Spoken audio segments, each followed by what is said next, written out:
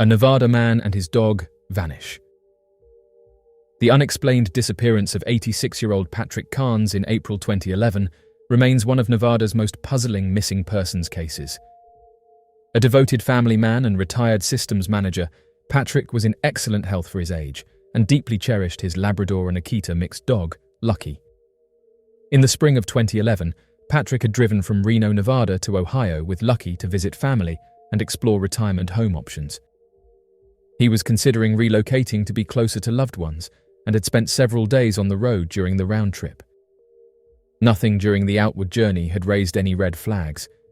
As Patrick began the return drive to Reno, he seemed to be in good spirits. He was reportedly alert, self-sufficient, and remained in contact with his family. However, something changed during that final leg of his trip. On the evening of April 13th, he was pulled over for a minor traffic violation near Wells, Nevada. The officer who stopped him noted that Patrick had been following a tractor-trailer and had failed to slow down or change lanes as required. During their brief conversation, Patrick mentioned that the truck driver he was following was headed toward Elko, a town where Patrick planned to spend the night. What makes this detail especially strange is that no one has ever come forward as the truck driver Patrick referenced. It is assumed the two men had spoken, perhaps at a rest area or fuel stop, but the exact nature of their interaction is unknown. Compounding the mystery, the dashcam footage from the patrol car was too low resolution to capture any identifying details about the truck. The officer recalled Patrick as polite and lucid, joking that he wouldn't drive at night again. It would be the last confirmed interaction anyone had with him. Patrick stopped at a gas station in Wells before continuing west along Interstate 80. Whether he reached Elko remains unknown. Surveillance cameras along his intended route were not functioning at the time, eliminating a critical source of potential information. Then, early the next morning on April 14th, his green Subaru Forester was discovered abandoned in a remote field near Winnemucca, Nevada, roughly 200 miles from his destination. Even more puzzling was the fact that the car was facing east, the opposite direction of his intended route. There were no signs of mechanical failure, the car had fuel, and it appeared to be in working order. A single set of footprints was discovered leading away from the vehicle, but it was never confirmed whether they belonged to Patrick. Some reports state that all of his belongings, including his dog's leash and food, were still in the car. Others mention that his wallet was missing, though he typically carried cash rather than credit cards. Regardless, neither Patrick nor Lucky was anywhere to be found. His family quickly grew concerned when he failed to call and let them know he'd arrived home safely, which was highly out of character. Two of his sons visited his apartment, finding it empty, which matched the findings of a wellness check conducted earlier by local authorities. The Humboldt County Sheriff's Department launched a major search operation involving ground teams, dogs, and aerial support.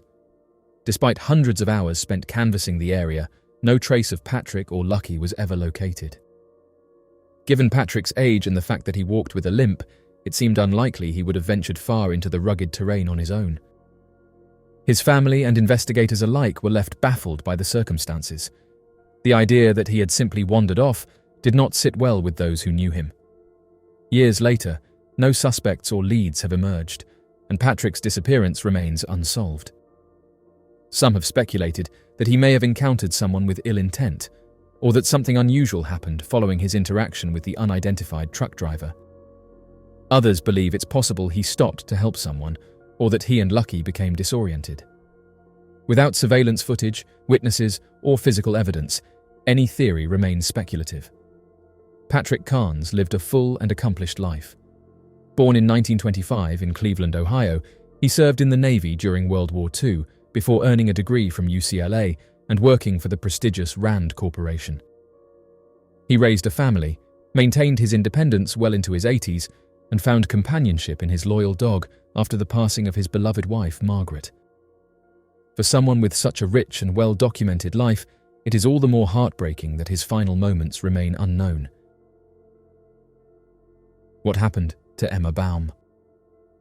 The disappearance of Emma Baum, a 25-year-old mother of 3 who was 9 months pregnant at the time she went missing, has left her family and community searching for answers. Emma was last seen on October 10, 2023, in Gary, Indiana. According to her family, she was dropped off at her boyfriend's house that day, the same man who is believed to be the father of her unborn child. Since then, there has been no trace of her, and her loved ones have been left in distress, hoping for her safe return. Emma's family reported that she did not have a working phone at the time she vanished. She had planned to visit a local store with her boyfriend to activate the device, but she never followed up or made contact afterward. Her sister, Hayley Baum, has expressed deep concern about the events surrounding Emma's disappearance and has publicly stated her belief that something isn't adding up. Their mother, Jamie Baum, has also voiced similar concerns, suggesting that Emma's partner may know more than he is revealing. The man in question, identified in public reports as Butler, has not been officially named a suspect. However, he has a history of previous legal issues, and his arrest in an unrelated case shortly after Emma's disappearance has raised questions for those following the case closely. Despite these circumstances, authorities in Gary have reiterated that no one has been charged in relation to Emma's case and that the investigation is ongoing. Commander Jack Hamady of the Gary Police Department confirmed that detectives continue to follow leads and interview individuals who may have relevant information. The situation has also taken a toll on Emma's family, especially her mother, who has been left caring for Emma's 3 children. Jamie Baum is now facing serious financial challenges as she juggles daily responsibilities and the emotional strain of searching for her daughter and unborn grandchild. According to a GoFundMe page created by supporters, Jamie is dealing with overdue rent and utilities and has received an eviction notice. Despite the community's efforts to support the Baum family, donations remain limited and the burden on the family continues to grow. Emma Baum was more than a missing person. She was a vibrant young woman known for her warmth, kindness, and the joy she brought to others. Her sister Hayley described her as someone who always wanted to lift people up, who gave her love freely and made others feel included. She was also a loving mother, and her absence has left her children and extended family deeply affected. Emma's distinctive features, including her brown hair, brown eyes, multiple tattoos, and her habit of wearing colourful wigs, make her recognizable, and her family remains hopeful that someone may come forward with helpful information. Authorities received the official missing persons report on October 28th. Since then, search efforts have been persistent. Volunteers, law enforcement, and family members have walked through neighbourhoods, knocked on doors, and passed out flyers. K9 units have also been deployed in an effort to locate Emma or uncover new leads. The family believes she may have already given birth, as she was 1 centimetre dilated shortly before her disappearance. With each passing day, concern for both Emma and her baby grows. Man photographs a mysterious object above his house. On the evening of March 16, 2010, a resident of Greenville, South Carolina, experienced something extraordinary that has continued to spark curiosity and debate among those who follow reports of unexplained aerial phenomena. At 8 in the evening, the eyewitness reported noticing a bright red light moving across the sky from a distance. At first glance, it appeared as though an airplane might have been in distress, possibly even on fire, prompting the individual to quickly grab a camera in hopes of capturing the event. However, what was captured was something far more baffling than a damaged commercial aircraft. As the object approached, it became clear that it was a large black triangle-shaped craft. The eyewitness described the object as having a vivid red strobe light located at its center, which gave the impression that it was glowing or perhaps even ablaze. The triangular craft appeared to be climbing in altitude, and by the time the witness moved to the backyard to get a better view, it had already entered the cloud layer and vanished from sight. The photograph, later shared online by the observer, shows a shadowy triangular form hovering silently above residential rooftops. What sets this account apart is not only the clarity of the description, but also the fact that it aligns with decades of similar sightings reported across the world. Known as black triangle UFOs, these mysterious aerial vehicles have been described as massive, silent, and often flying at low altitudes, sometimes directly above neighborhoods or empty highways late at night. The Greenville sighting adds to a long list of unexplained reports. For years, black triangle UFOs have been a subject of intense interest and speculation. Their quiet operation, enormous size, and the often strange red or white lights seen glowing from them have led many to suspect they may be classified military aircraft. Despite numerous reports, there has never been any formal acknowledgement from the government that such craft exist, nor has any technology of this nature been publicly disclosed. What puzzles many researchers and eyewitnesses alike is the behavior of these craft. If black triangles are indeed secret government projects, why would they be flown so low and so visibly above populated areas? The risk of exposure seems at odds with the high levels of secrecy typically associated with advanced military developments. This has led some to theorize that their presence may be intentional, perhaps as a psychological operation, or that these craft may not be human in origin at all. The Greenville sighting, and the photograph that accompanies it, remains unexplained to this day. For the witness, it was a moment of disbelief and awe. For others, it serves as yet another clue in the ongoing mystery surrounding black triangle UFOs, craft that seem to exist on the edge of the known and the unknown, blurring the line between military innovation and something more otherworldly. The photograph stands as a haunting reminder that not everything in the sky can be easily explained. The mystery of Denise Kathleen Anderson. Denise Kathleen Anderson was just 22 years old when she quietly vanished from Sacramento, California, on April 13, 1971. More than 5 decades later, her case remains one of the city's enduring mysteries. A promising young woman with dreams of becoming an actress, Denise had recently moved into the auditorium apartments on 16th Street with 2 roommates. The building, located in Sacramento's theater district, was a fitting home for someone so involved in the performing arts. Denise was actively engaged with the Center Players theater group and had recently been cast in a role for their production of Mara Sad, scheduled to play Simone Everard. On the day she disappeared, Denise was expected at a rehearsal, but she never arrived. Her absence immediately raised concern, especially among those who knew how dedicated she was to her craft. According to reports, one of her roommates had seen her sleeping early that morning around 5:30 in the morning. The same roommate borrowed Denise's car that day and returned to the apartment at approximately 2:30 in the afternoon, only to find Denise gone. What makes her disappearance even more puzzling is that all of her personal belongings, including her purse, clothing, and other items, were still inside the apartment, except for a short wig she often wore. The circumstances led many to believe that Denise had not planned to leave for long, if at all. Her bank account remained untouched, and she never returned to her job at Wells Fargo Bank. Investigators and family members alike were left without clues. What's more, the identities of her roommates were never clearly established, making it difficult to fully reconstruct the timeline of that day. City directories from the time list Denise at her mother's home on 45th Street, suggesting she may have only recently moved into the auditorium apartments, and that her presence there was not yet fully documented. This case leaves many unanswered questions. If the roommate saw her at 5:30 in the morning, what happened between that moment and 2:30 in the afternoon? Was the other roommate home during that window, and did they see or hear anything unusual? The absence of the wig could suggest she left in a hurry or intended to return shortly, but if that was the case, what stopped her?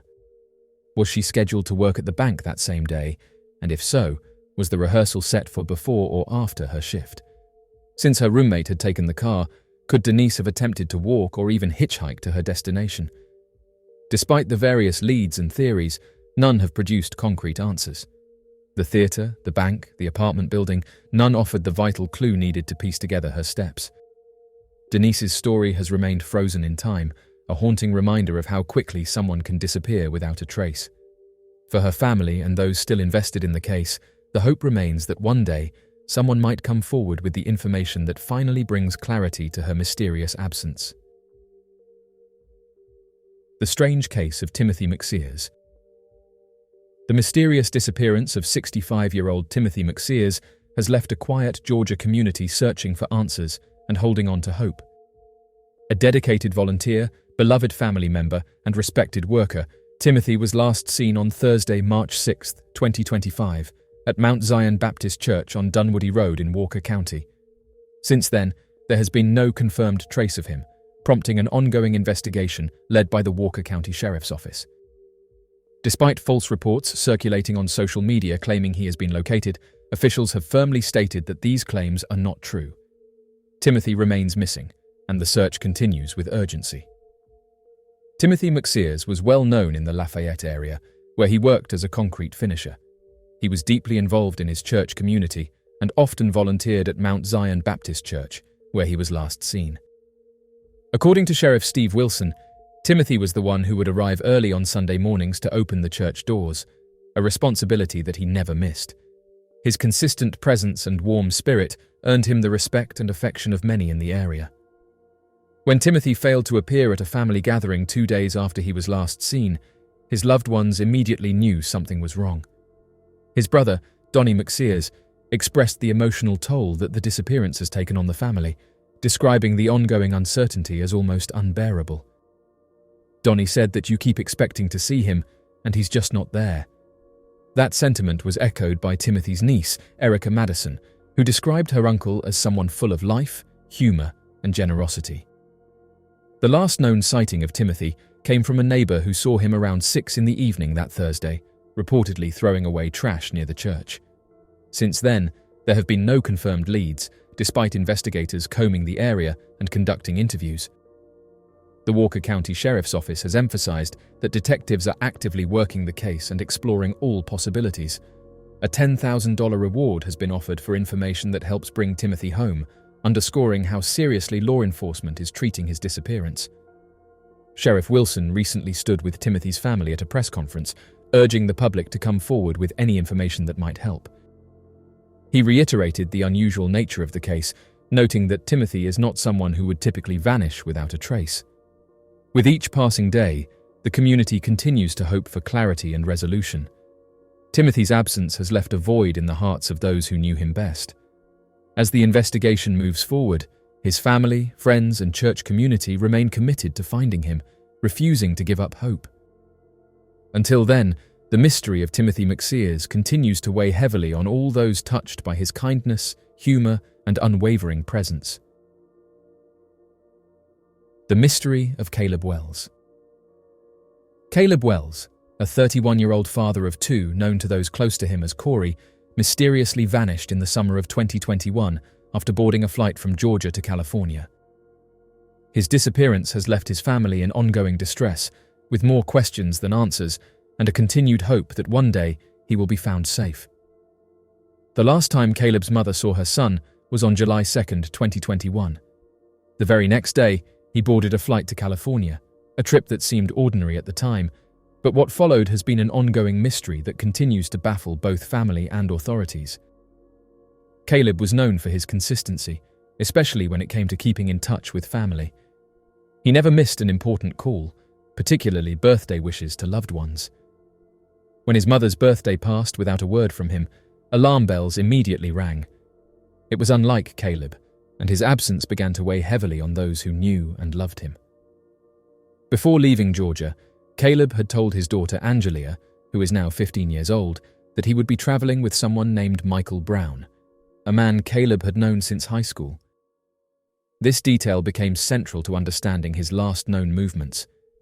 In September 2021, unable to bear the uncertainty, Caleb's mother, Miss Walker, traveled to California in search of her son.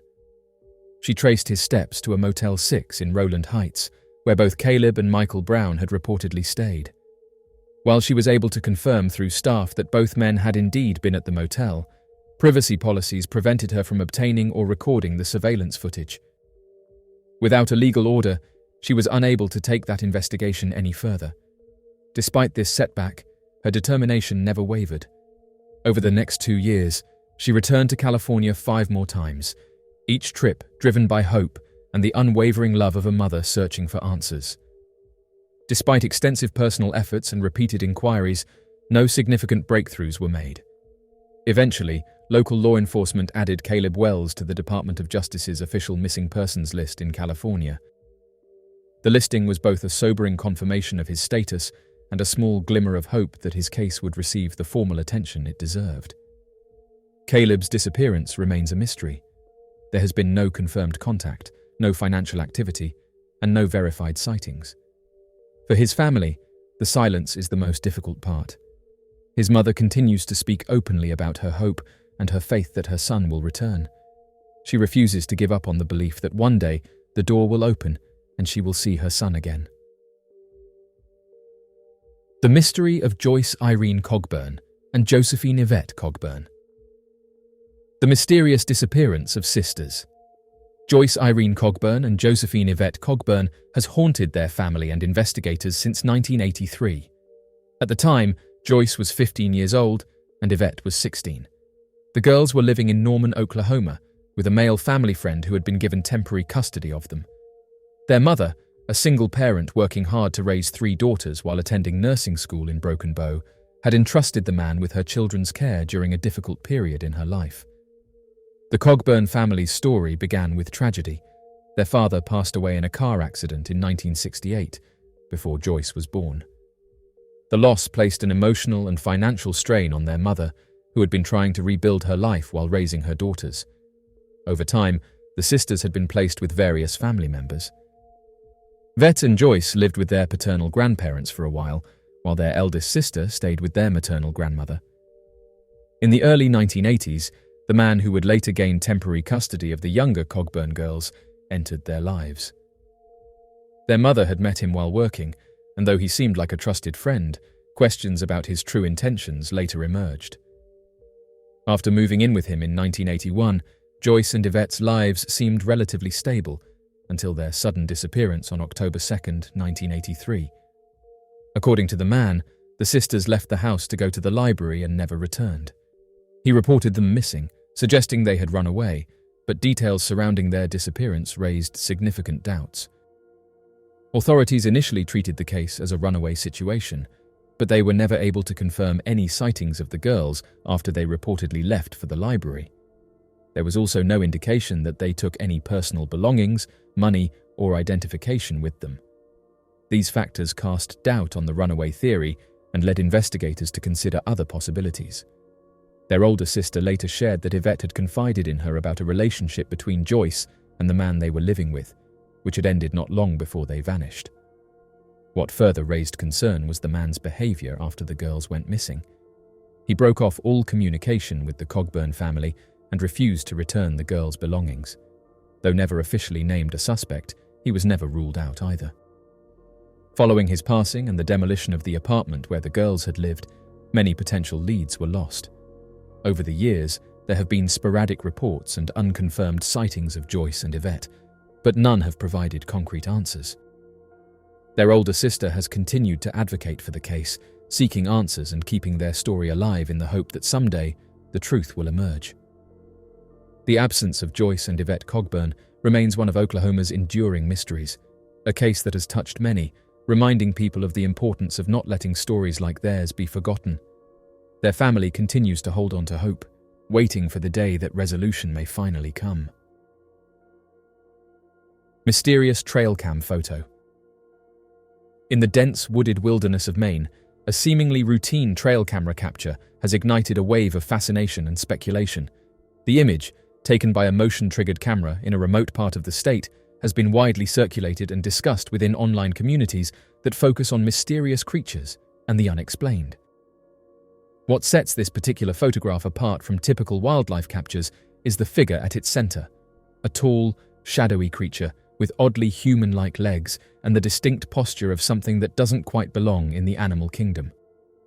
For some, this mysterious figure is a perfect candidate for what is popularly known as the Dogman, a creature that is often described as a creature resembling a werewolf, bipedal, muscular, and towering, with features that are both canine and eerily human.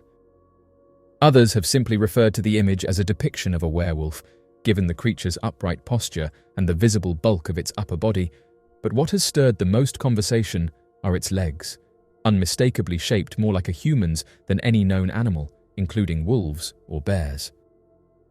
Photographs claiming to capture dogmen are extremely rare. When they do surface, they are often criticized for being blurry or ambiguous, leaving too much open to interpretation. This image, however, stands out. The clarity, combined with the detailed structure of the creature's limbs and the surrounding environment, has led many researchers to label it as one of the clearest and most compelling dogman images to date. The reactions have been mixed, but passionate, with some users insisting it must be an unusually large wolf captured at a strange angle, while others believe it's something entirely different, perhaps a creature not yet recognized by modern science. What adds to the intrigue is the lack of manipulation evident in the image. Those who have studied it closely note that it doesn't exhibit the hallmarks of digital alteration or fabrication. The lighting, the position of the foliage, and the natural blur from motion all suggest the image is genuine. Still, its authenticity and meaning remain hotly debated. As the photo gained traction, it made its way to several online groups dedicated to cryptozoology and the paranormal, where it quickly went viral. Some saw it as definitive proof that something unknown roams the forests of Maine. Others approached it with skepticism, offering alternative explanations ranging from costume hoaxes to misunderstood wildlife behavior. Regardless of where one falls in the debate, it's clear that this trail camera image has left a lasting impression. The image taps into a deeper cultural curiosity about the wild spaces that remain largely unexplored and the legends that have persisted for generations. Whether the creature is a misidentified animal, a deliberate hoax, or evidence of an undiscovered species, it has managed to rekindle the imagination of those who wonder what still hides in the shadows. Until more evidence comes to light, the image will remain a chilling piece of the puzzle in the ever-growing mystery of the Dogman. The mystery of Clinton Sutton. Clinton Sutton was 28 years old when he was last seen in November 2014. Originally from England, Clinton had made his home in Colorado Springs and was the eldest of 4 siblings. Known for his warm personality, Clinton was described by those who knew him best as generous, kind, and always ready with a joke. His friendly nature made his sudden and unexplained disappearance all the more difficult for his loved ones to understand. At the time of his disappearance, Clinton had been living with his mother, Victoria Jameson. However, due to concerns about his drinking habits, a disagreement led him to move out. On November 6, 2014, Clinton's stepfather, Gary Jameson, gave him and a companion a ride to the Chateau Motel on South Nevada Avenue. Gary remembers giving Clinton some money for food and to cover the motel stay, noting that Clinton didn't have his wallet or any form of identification with him at the time. When Gary later returned to the motel to follow up, the front desk staff said they had no memory of Clinton or his friend checking in. Later that same day, Clinton called his mother. During the conversation, he mentioned that he had made new friends, but also shared that he was feeling uneasy about the situation. Unfortunately, his mother was preoccupied at the time and asked him to call her back in the morning. That was the last time anyone in the family heard from him. Looking back, Victoria has often reflected on that moment, wishing she had stayed on the line with her son longer. Clinton's family immediately sprang into action, printing and distributing missing person posters throughout the South Nevada area. His sister, Chesna Malone, recalled how some of the flyers were torn down shortly after being posted, something she described as unsettling. As time passed, the case became increasingly concerning to authorities as well. The Colorado Springs Police Department now treats Clinton's disappearance as both a cold case and a missing person investigation, classifying it as suspicious due to the long absence and the fact that he never accessed the federal benefits he had applied for. The family has taken all possible steps to aid the search, including submitting their DNA to the National Missing and Unidentified Persons System. Despite this, no matches have been found and no new leads have surfaced. Still, his loved ones continue to hold out hope, clinging to the belief that one day Clinton might come back or reach out, even just to let them know he is safe. Victoria Jameson continues to speak out about her son's story, hoping to generate new leads and raise awareness. Stanley Meyer was an American inventor who claimed to have developed a car that could run entirely on water without the need for any other fuel.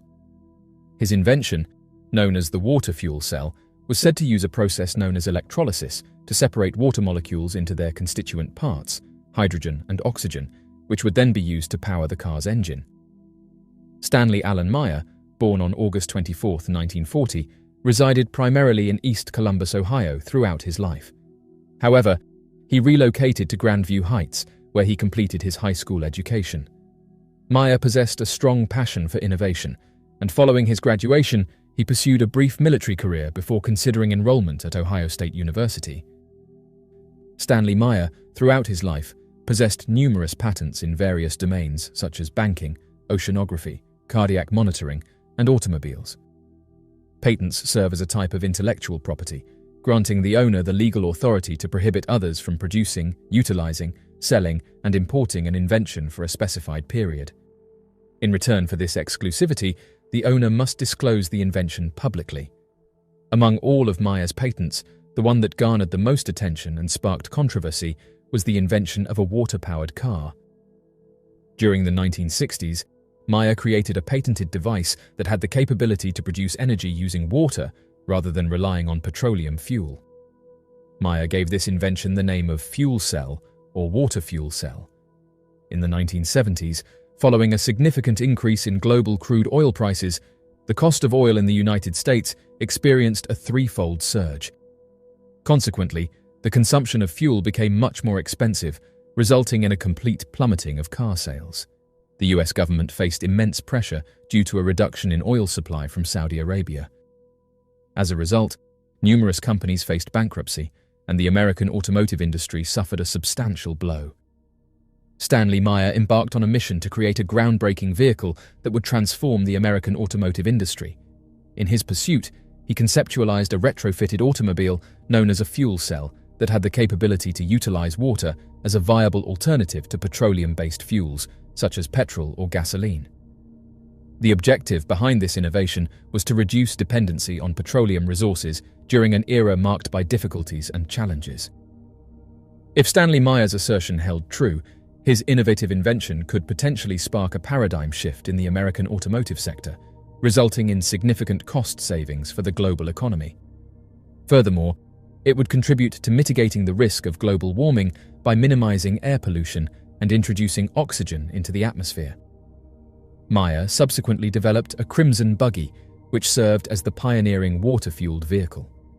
This groundbreaking hydrogen-powered automobile garnered significant attention as it toured various locations in the United States.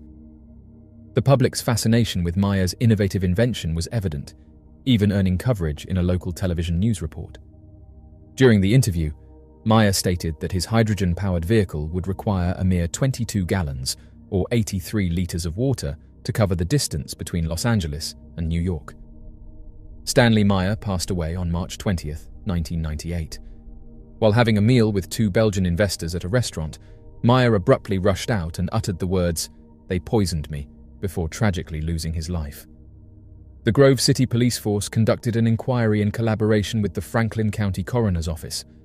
According to the coroner's report, it was determined that Meyer's passing was a result of a cerebral aneurysm caused by natural factors.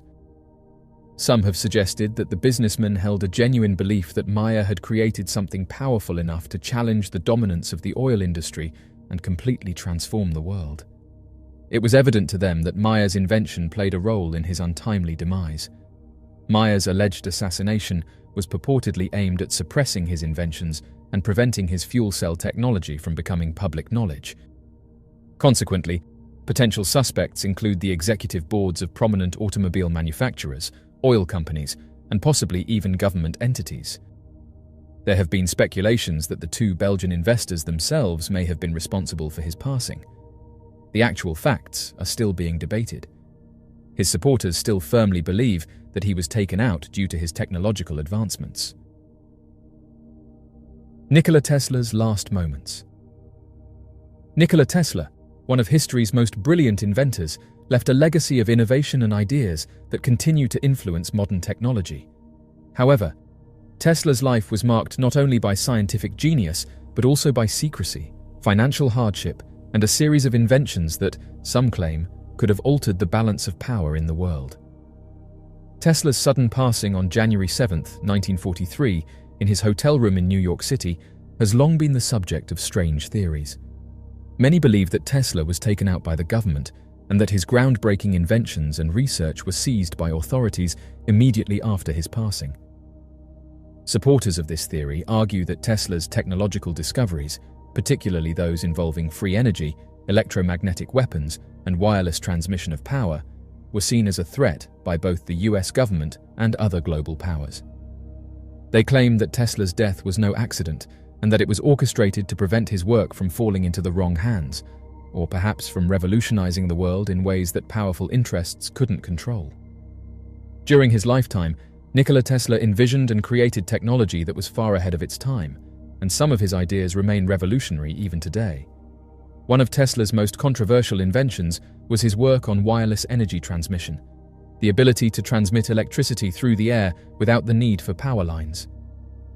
Tesla believed that by harnessing the Earth's natural electromagnetic forces, free energy could be made available to everyone, eliminating the need for fossil fuels and conventional power systems.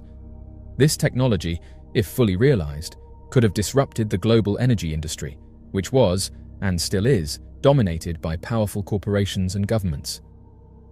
Tesla's concept of free energy directly threatened the global economic system, which is heavily dependent on the control of energy resources like oil, coal, and gas. Some researchers believe that these powerful interests couldn't afford to let Tesla's ideas reach the public. His inventions, they argue, could have freed humanity from the need to pay for energy, rendering the oil industry, utility companies, and many government regulatory agencies obsolete.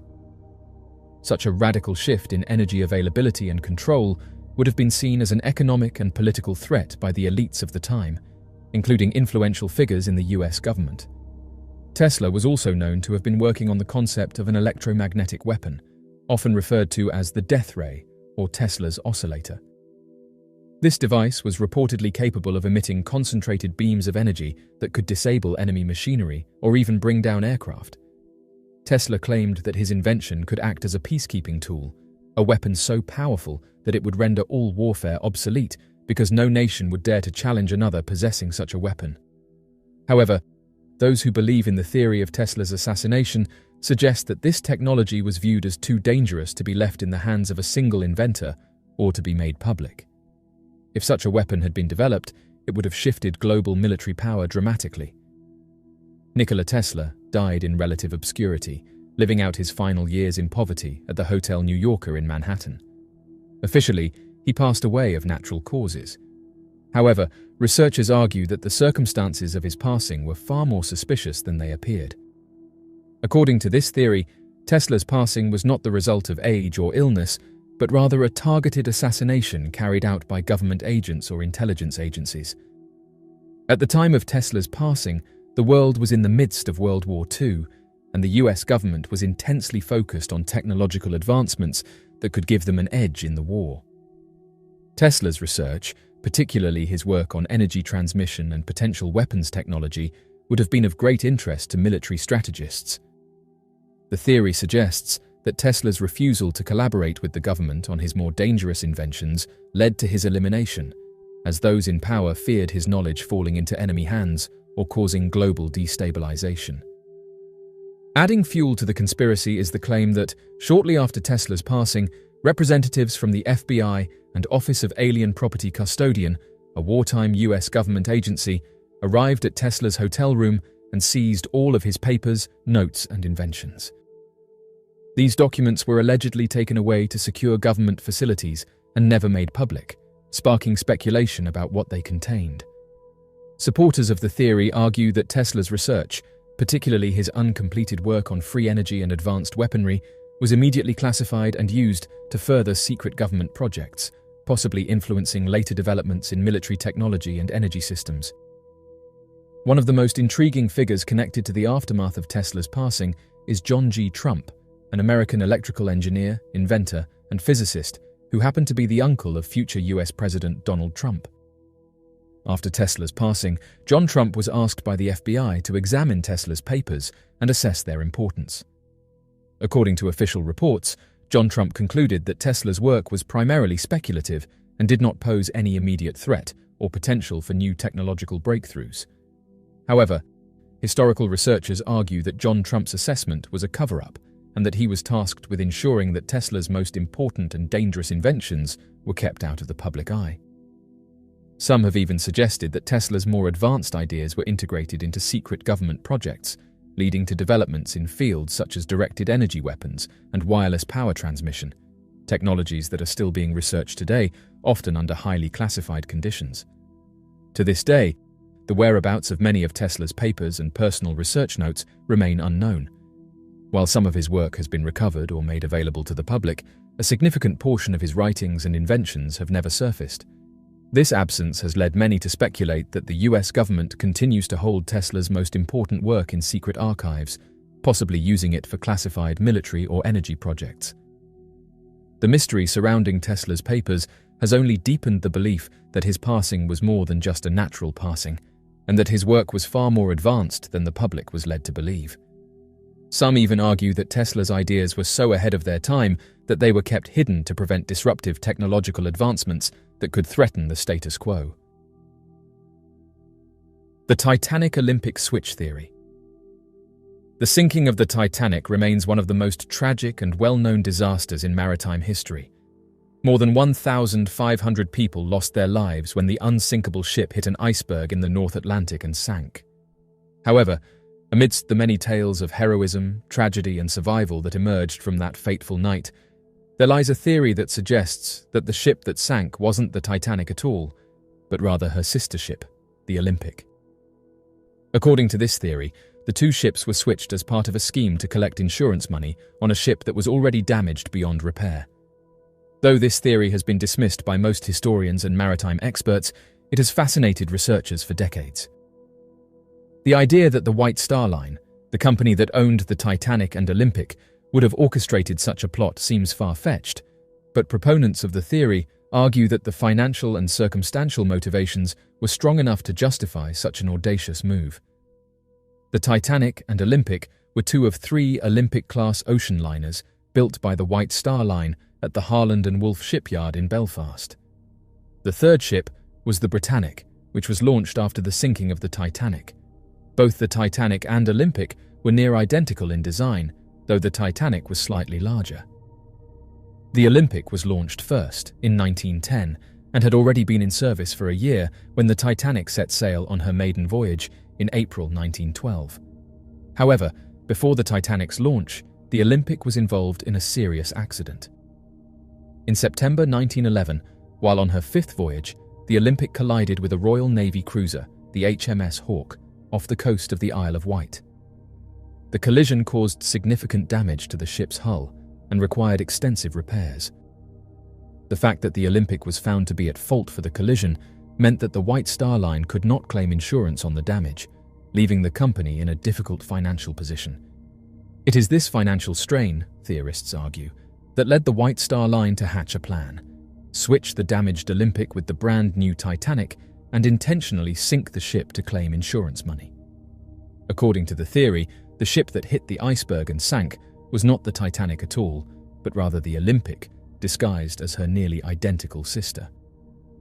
Proponents of the switch theory suggest that the Olympic and Titanic were secretly swapped while both ships were docked in Belfast during repairs and finishing touches before the Titanic's maiden voyage. Since the two ships were nearly identical in appearance, it would have been relatively easy, according to the theory, to change the names on the ships, adjust minor details, and send the Olympic out under the Titanic's name. The theory holds that the Olympic, which was financially unviable after the collision with HMS Hawke, was deliberately sent to its doom as part of an insurance scam. The White Star Line could then collect on the insurance policy, covering the costs of the damaged ship and avoiding the massive financial loss they would have otherwise incurred. In this version of events, the real Titanic remained in service under the name Olympic for several more years. The Olympic continued to sail successfully until her retirement in 1935, but according to historical researchers, it was the Titanic all along. Supporters of the Titanic Olympic switch theory often cite several pieces of evidence to support their claim. While these points are largely speculative and have been debunked by maritime historians, they nonetheless form the basis of the theory. The starting point for the theory is the collision between the Olympic and HMS Hawke. The damage to the Olympic was severe, and the repairs were costly. Proponents argue that the financial strain caused by this accident gave the White Star Line a motive to switch the ships in order to avoid bankruptcy. The Titanic and Olympic were near identical in design, which would have made it easier to swap them. The only significant differences were minor interior features, which could have been changed quickly. For example, it is claimed that minor modifications to the ship's windows and the number of portholes were made during the switch. Some proponents of the theory point out that the Titanic was fitted with 16 lifeboats, plus 4 collapsible lifeboats, enough for only half of the people on board. They argue that if the ship had really been the brand new Titanic, it would have had more lifeboats, suggesting that the White Star Line knew the ship was going to be deliberately sunk and didn't bother to equip it properly. The White Star Line was owned by J.P. Morgan, the American financier and industrialist.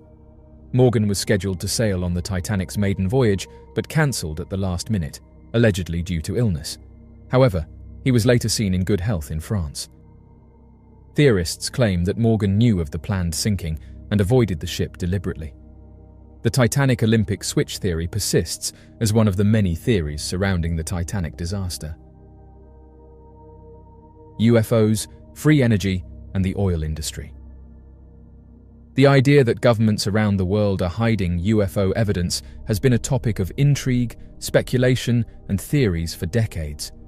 While many theories revolve around the belief that governments are concealing evidence of extraterrestrial life, there is a growing narrative that suggests these UFOs, or unidentified aerial phenomena, may hold the key to free energy technologies that could revolutionize the global economy. According to this theory, governments, in collaboration with the oil industry and other powerful interests, are deliberately withholding this information to protect the status quo, particularly the multi-trillion-dollar fossil fuel industry.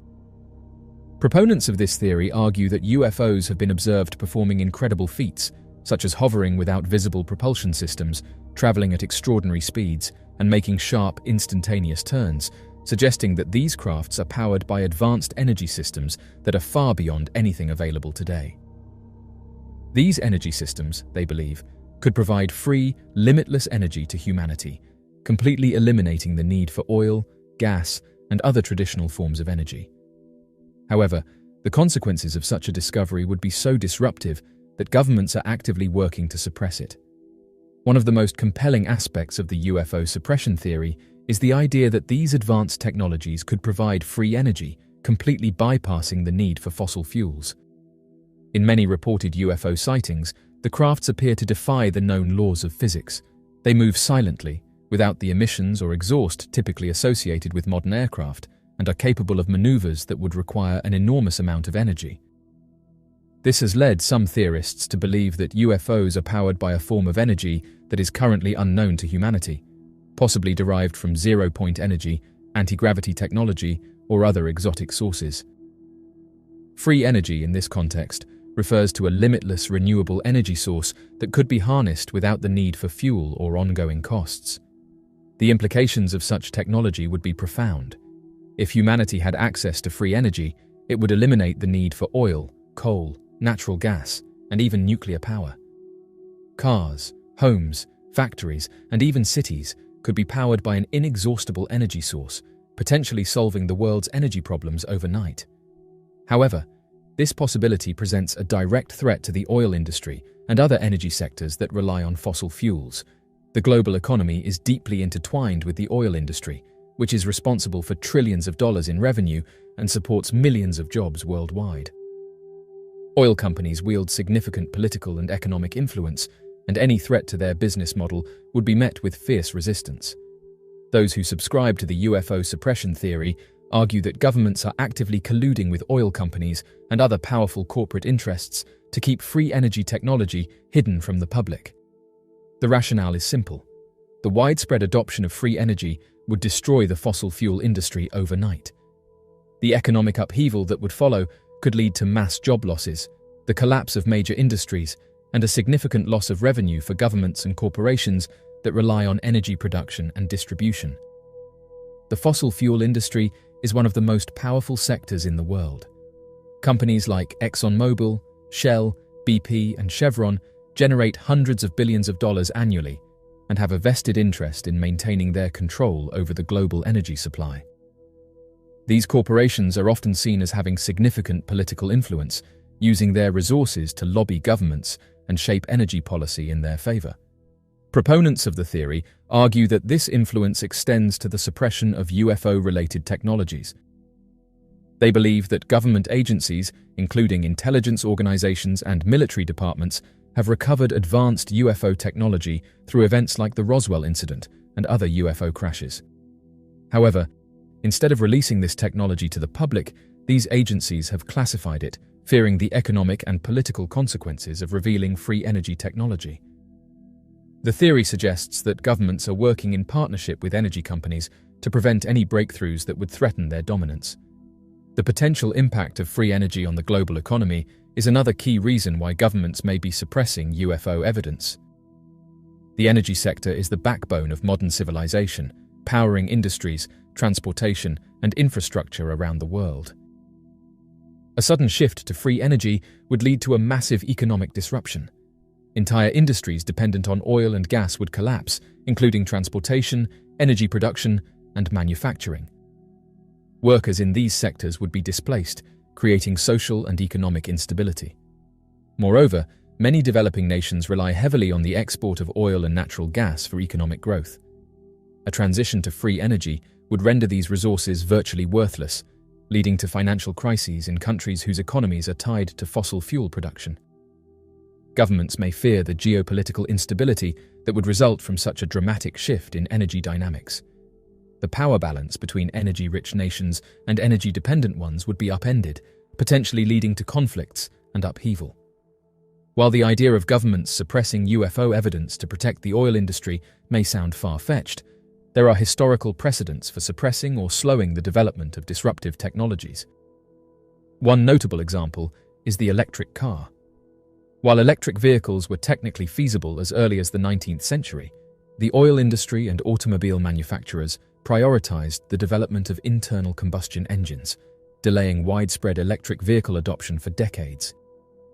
Even in more recent history, electric cars faced significant resistance from oil companies and traditional car manufacturers who lobbied against government incentives for electric vehicles and renewable energy. Similarly, the idea of renewable energy, such as solar and wind power, has been met with resistance from fossil fuel interests.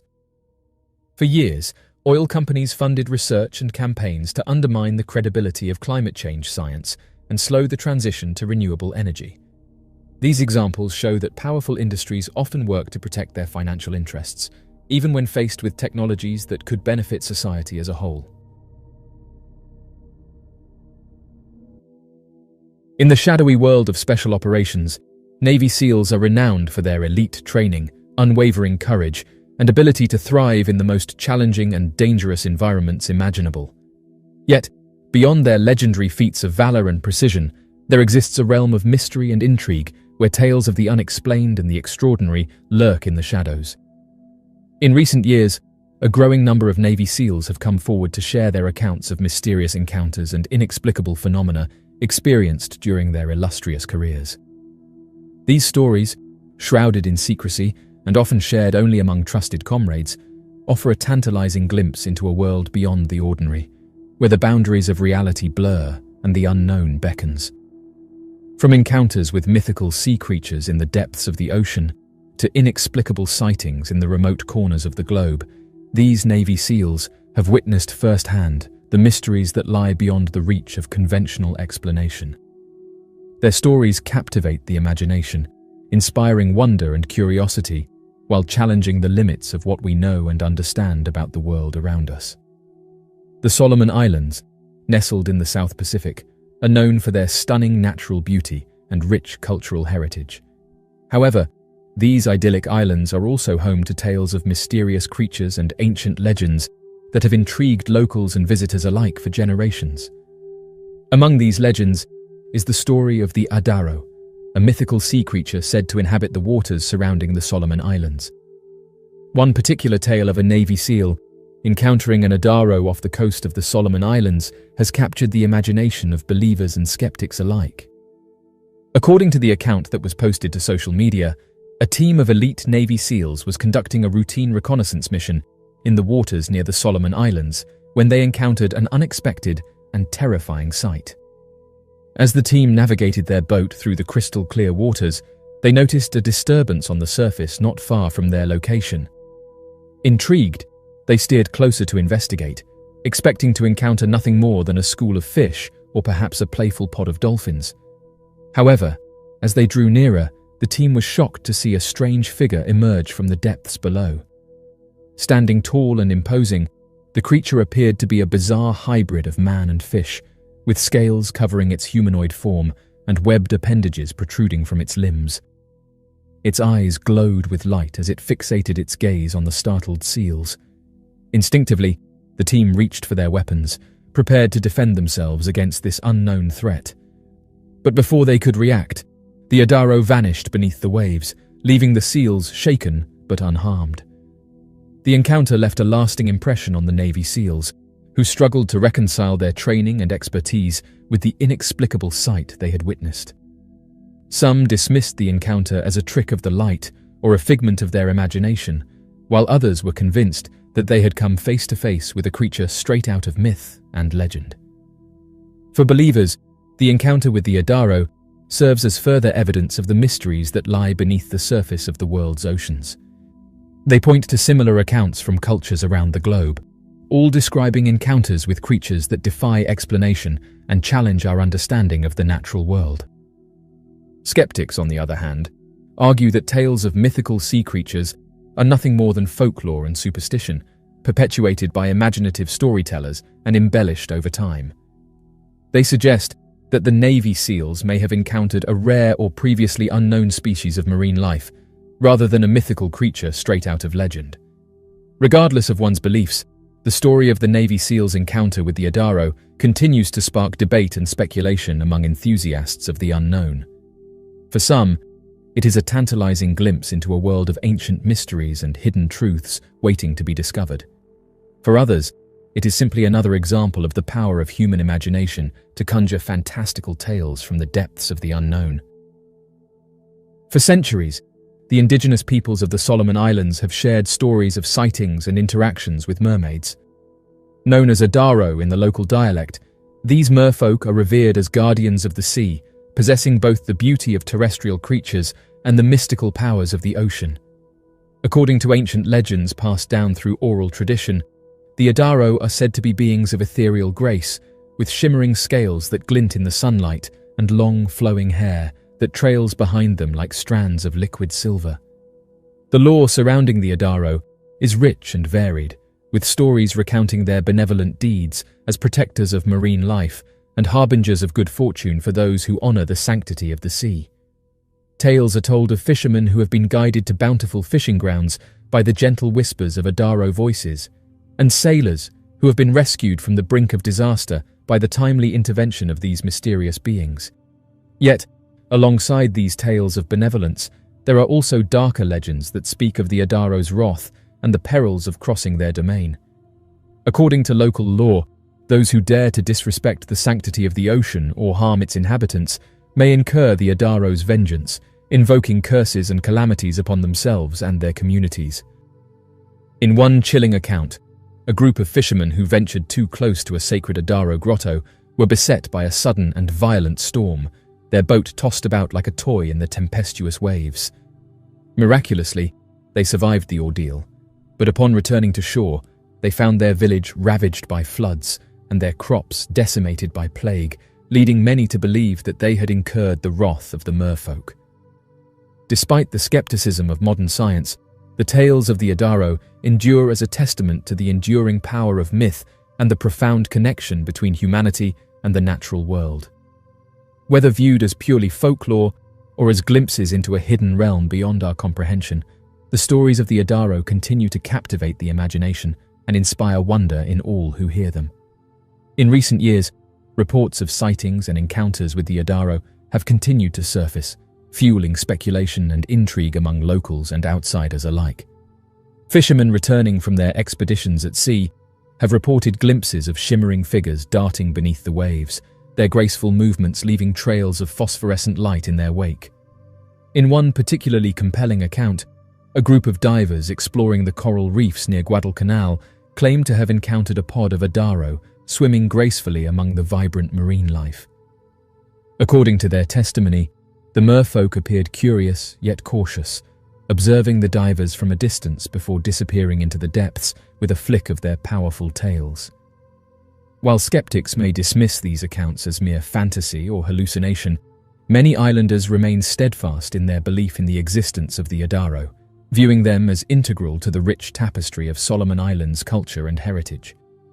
Whether real or imagined, The mysteries of the Adaro continue to intrigue and inspire wonder, reminding us of the boundless depths of the ocean and the secrets that lie hidden beneath its shimmering surface. Mermaid sightings, though often dismissed as mere myth or fantasy by skeptics and scientists, persist across cultures and continents, weaving a tapestry of tales that hint at a deeper truth lurking beneath the surface of the seas. From the icy waters of the North Atlantic to the tropical reefs of the South Pacific, reports of encounters with mermaids continue to emerge, defying rational explanation and challenging our understanding of the natural world. One of the most compelling accounts of mermaid sightings comes from the coastal waters of the Faroe Islands, a remote archipelago nestled in the North Atlantic Ocean. Here, amidst the rugged cliffs and swirling mists, fishermen have reported sightings of mermaids known as selkies, believed to be shape-shifting creatures capable of transforming from seals into human form. According to local lore, selkies are said to emerge from the depths on moonlit nights, their haunting songs luring unsuspecting sailors to their watery graves. Tales are told of fishermen who have glimpsed these mysterious beings frolicking in the waves, their sleek forms gliding effortlessly through the frigid waters before vanishing into the depths once more. In the warm waters of the Caribbean, another legend of mermaid sightings holds sway, with reports of encounters dating back centuries. Known as sirenas in Spanish, these mermaids are said to inhabit the coral reefs and turquoise lagoons that dot the coastlines of the region, their enchanting songs drawing sailors and adventurers into their midst. In one famous account, recorded by Spanish explorers in the 16th century, sailors claimed to have encountered a group of sirenas off the coast of Cuba, their melodious voices beckoning the men to shore with promises of love and treasure. Yet, as the sailors drew closer, the sirenas vanished beneath the waves, leaving behind only echoes of their haunting song. While skeptics may attribute mermaid sightings to misidentification of marine animals or the tricks of the light, many who have encountered these elusive beings remain steadfast in their belief in their existence. Tales of mermaids have persisted across cultures and civilizations for millennia, suggesting a deep-seated human fascination with the mysteries of the sea. In recent years, advances in technology have only served to deepen the enigma surrounding mermaid sightings, with reports of encounters captured on camera and shared across social media. From grainy footage of shimmering figures seen darting beneath the waves to eyewitness accounts documented in blogs and forums, the evidence of mermaids' existence continues to mount, challenging skeptics and skeptics alike to reconsider their assumptions about the natural world. In 1971, the National Geographic Institute of Costa Rica undertook the creation of an aerial map focusing on the Arenal region, encompassing Lake Cote, as an integral component of the surveying efforts conducted on behalf of the Electricity Institute. In the subsequent years of that particular decade, Costa Rica undertook the ambitious project of constructing a dam on a river, leading to the inundation of a significant portion of the surrounding area in order to form Lake Arenal. This reservoir now serves as a crucial source of hydroelectric power for the nation, playing a pivotal role in meeting its energy needs. During the preparatory phase, Sergio Loaiza, Juan Bravo and Francisco Reyes embarked on a small aircraft equipped with a cartographic camera fixed to the floor. Their aerial journey took them to an altitude of 10,000 feet, where the camera systematically recorded a fresh image every 13 seconds. This meticulous process allowed for the creation of detailed and precise aerial maps for further analysis and planning. After a period had passed, the photographers took the photographs they had captured and proceeded to develop and magnify them. During this process, they observed something out of the ordinary in a particular photo taken at Lake Cote. The photograph, capturing a saucer-shaped object hovering above Costa Rica, has garnered significant attention from various media platforms and has been extensively circulated on Twitter. This black and white image, depicting the unidentified flying object, has stirred curiosity and speculation among viewers worldwide. The general public asserts that this particular image captures what is considered to be the most exceptional photograph of an unidentified flying object often associated with extraterrestrial beings in recorded history. This remarkable shot was taken by the skilled aerial photographer Sergio Loaiza in the month of September in the year 1971. He captured this extraordinary moment while flying over the mesmerizing landscapes of Costa Rica during a photography mission designed to gather data for a hydroelectric project. This noteworthy event has been documented in a detailed report published by multiple news outlets, shedding light on the intriguing circumstances surrounding the sighting and the subsequent photograph. The initiative was strategically located in close proximity to the majestic Arenal volcano situated in a South American nation. In the image, positioned on the right side, there is a peculiar saucer-shaped object that appears metallic in nature. Its presence lacks a clear and straightforward explanation, thus rendering it unidentified not just at the time of observation, but persisting as an enigma. Furthermore, the existence of UFOs was challenging to discredit. The anomaly in the photo did not show up in any previous or subsequent images, indicating that it probably did not result from debris on the camera lens. Further examination of the picture revealed that there had been no modifications made to it. This careful scrutiny suggested that the anomaly was genuinely captured by the camera and not a result of any external interference or editing. With the aid of a top-of-the-line professional camera operated by an experienced crew, the photograph was captured, thereby bolstering its credibility. Mr. Loaiza captured a series of high-resolution photographs while situated at an elevation of 10,000 feet, showcasing the lake beneath and the lush rainforest that enveloped it. Employing his sophisticated 100-pound automated camera, he meticulously documented the scenery at precise 20-second intervals. In a particular frame captured, a gleaming metallic disc is observed in motion amidst Mr. Loaiza's Aero Commander aircraft and the Earth below. Initially, the photo lacked clarity, yet speculations regarding unidentified flying objects only began to circulate once the image was subsequently enhanced. Upon closer inspection, the mysterious object appeared to traverse the airspace, prompting debates and curiosity surrounding its origin and nature. The photograph in question belonged to the National Geographic Costa Rica organization, which commissioned the survey to assess the potential repercussions of the hydroelectric scheme on the nearby environment and water sources. This particular image was utilized specifically for the purpose of analyzing the effects of the project on the surrounding land and aquatic resources. Esteban Carranza, a Costa Rican resident, has recently made public a document previously undisclosed to the public. This document is a duplicate of the original negative found in the National Archives of Costa Rica. Interestingly, Mr. Carranza came into possession of this historical artifact through his uncle, who had secured it from the National Geographic Institute. This revelation sheds new light on the provenance and significance of the document, adding a layer of intrigue to its origins and raising questions about its historical relevance.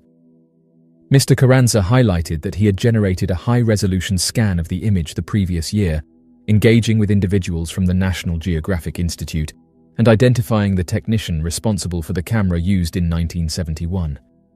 He expressed his belief that it was not enough for the image to merely occupy space on his computer. According to him, disclosure should be a collaborative endeavor involving everyone, emphasizing the importance of making the image accessible to all. This tweet underscores the collaborative nature of sharing information and the necessity for inclusivity in the process. It sheds light on the significance of teamwork in making valuable content available for all to benefit from, promoting transparency. The media outlet known as UAP Media, which featured the image in question, asserts that there has never been a successful refutation of its authenticity up to the present time. In the course of time, a multitude of experts, including individuals like Ricardo Vilches, a UFO researcher from Costa Rica, and renowned professionals such as Dr. Richard Haynes and Dr. Jacques Vallée, have scrutinized the image meticulously. Their collective assessment pointed towards the authenticity of the object captured in the photograph, ruling out any possibilities of it being a result of double exposure or an intentional deception. This affirmation was emphasized by UAP Media on their website, highlighting the unequivocal nature of the experts' conclusions that the object depicted was indeed genuine. The item depicted in the image is believed to have a diameter ranging from approximately 120 to 220 feet. Nestled between the Caribbean Sea and the Pacific Ocean, Costa Rica's lush landscapes and vibrant biodiversity have long captivated the imagination of travelers and explorers. Yet, beyond its natural wonders, lies a lesser-known phenomenon that has intrigued and perplexed observers for decades: UFO sightings. Throughout the years, residents and visitors alike have reported witnessing unidentified flying objects traversing the skies above Costa Rica. Eyewitness testimonies describe encounters with objects exhibiting unconventional flight characteristics, such as sudden maneuvers, rapid acceleration, and silent propulsion. These sightings have occurred in various regions of the country, from densely populated urban areas to remote rural landscapes. One of the most famous UFO sightings in Costa Rica occurred when a group of schoolchildren in the town of Atinas observed a disc-shaped object hovering silently above their schoolyard. The children, along with their teacher, watched in awe as the mysterious object remained stationary in the sky before vanishing without a trace. In subsequent years, numerous reports of UFO sightings have emerged from different regions of Costa Rica, including sightings over national parks, rural villages, and coastal areas. Witnesses describe encountering objects of various shapes and sizes, ranging from luminous orbs to metallic discs, further adding to the intrigue surrounding these sightings. In response to the growing number of UFO sightings, scientific organizations and research groups in Costa Rica have undertaken investigations to study these phenomena. The Costa Rican Institute of UFO Studies and the National Institute for Aerospace Research have conducted studies to analyze eyewitness testimonies, collect photographic evidence, and investigate the potential causes of UFO sightings. One notable initiative was the establishment of a UFO hotline by the Costa Rican Institute of UFO Studies, allowing individuals to report sightings and share their experiences with trained investigators. Through systematic data collection and analysis, researchers have sought to uncover patterns, trends, and anomalies in UFO sightings, shedding light on the underlying factors driving these mysterious encounters. Despite efforts to study and document UFO phenomena, many questions remain unanswered, and the true nature of these sightings continues to elude scientific explanation. While some researchers attribute UFO sightings to natural phenomena, such as atmospheric anomalies or celestial events, others entertain the possibility of extraterrestrial origins or advanced technological capabilities beyond human understanding. The prevalence of UFO sightings in Costa Rica has left an indelible mark on the country's cultural landscape, inspiring artistic expressions, folklore, and community traditions. UFO-themed festivals, conferences, and exhibitions draw enthusiasts and curious onlookers from around the world, fostering a sense of wonder and camaraderie among those intrigued by the mysteries of the cosmos. Moreover, the rich tradition of indigenous folklore in Costa Rica includes stories and legends of celestial beings and otherworldly encounters dating back centuries. These narratives, passed down through generations, reflect a deep-seated fascination with the unknown and a reverence for the mysteries of the universe. As of right now, the phenomenon of UFO sightings above Costa Rica serves as a testament to humanity's enduring fascination with the mysteries of the cosmos. Eyewitness testimonies, scientific investigations, and cultural expressions underscore the complexity and intrigue surrounding these otherworldly encounters.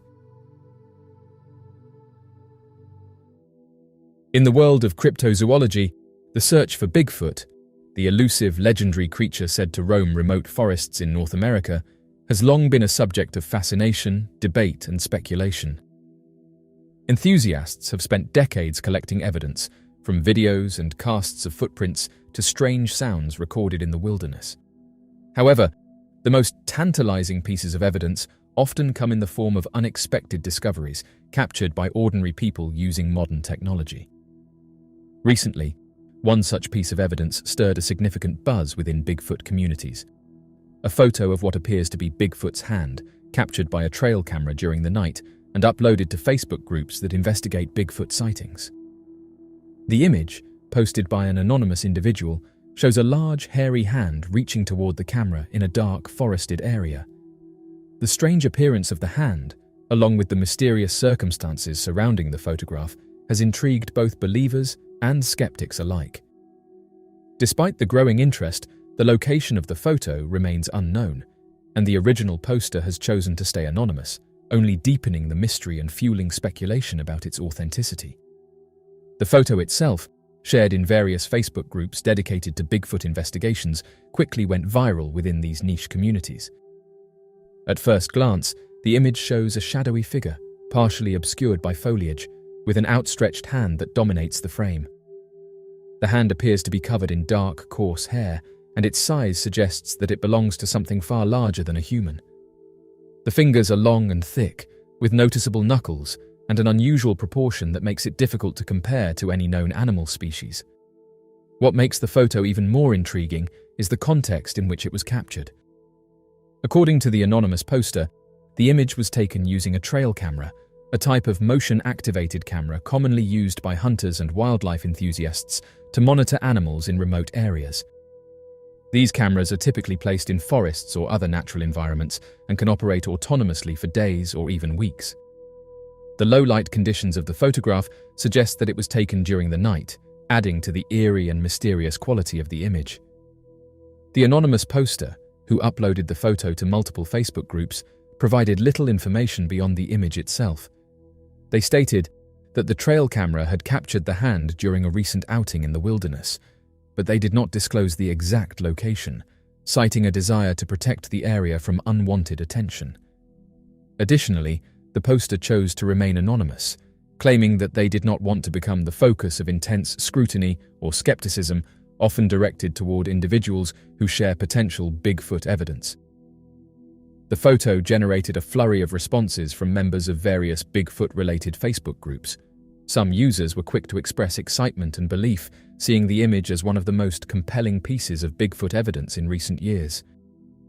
Many noted the distinctive features of the hand, the apparent size, the texture of the hair, and the shape of the fingers, which they argued could not be easily explained away as belonging to a known animal like a bear, which has occasionally been mistaken for Bigfoot in the past.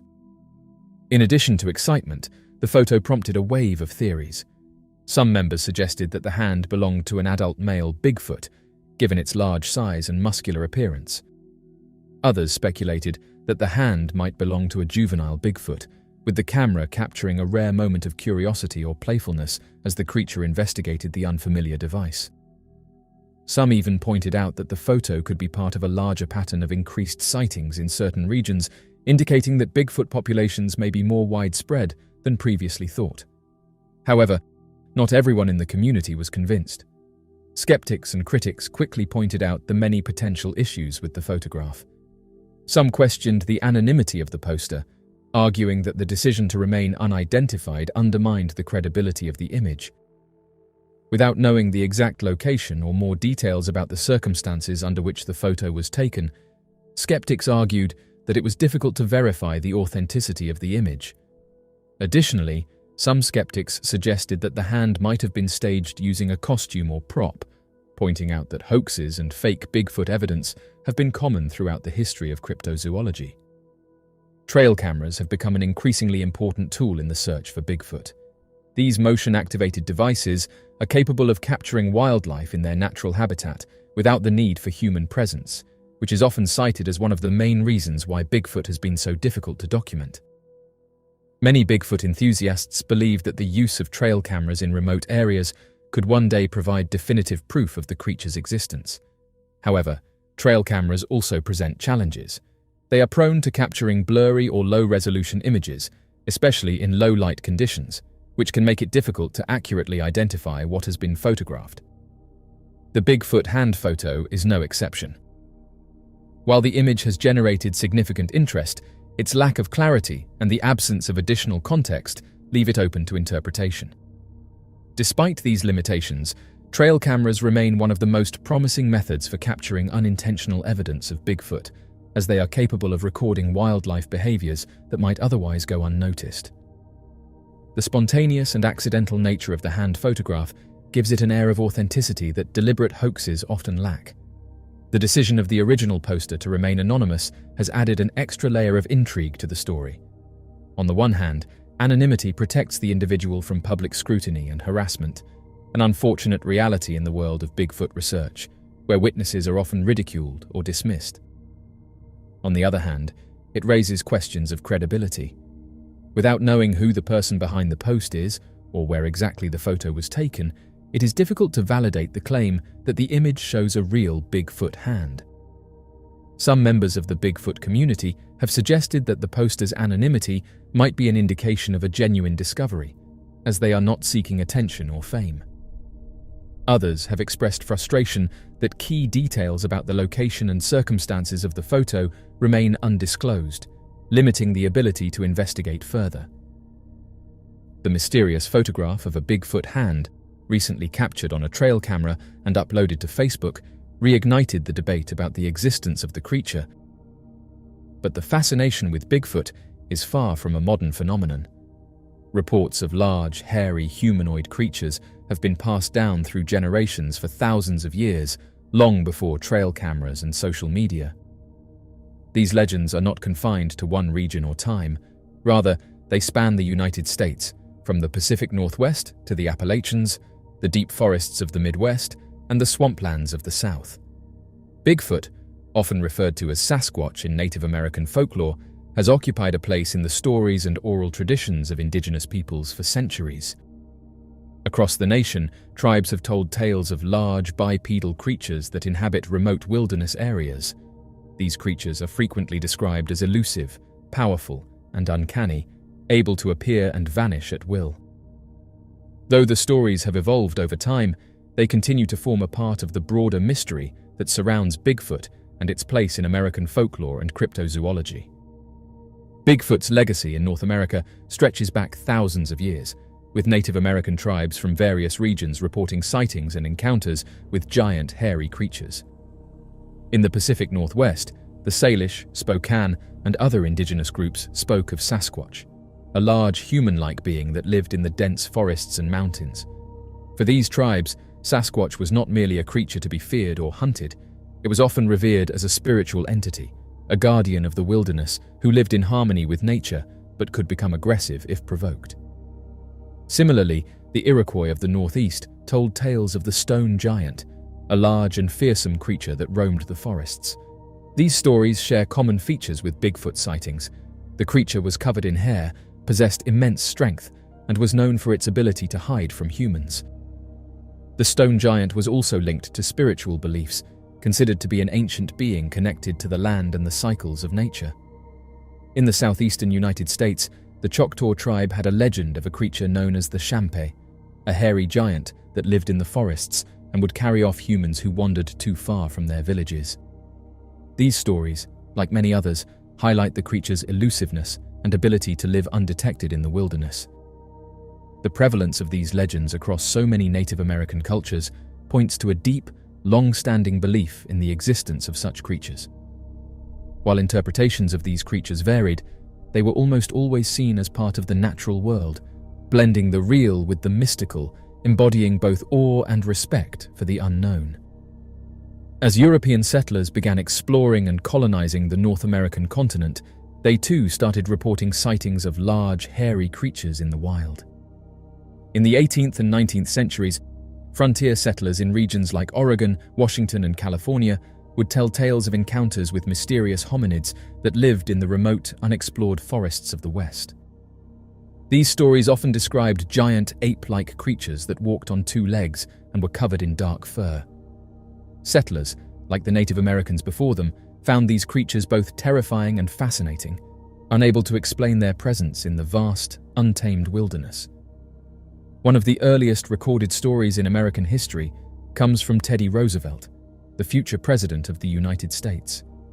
In his book, The Wilderness Hunter, Roosevelt recounts the tale of a fur trapper named Baum, who encountered a mysterious creature while hunting in the Montana wilderness.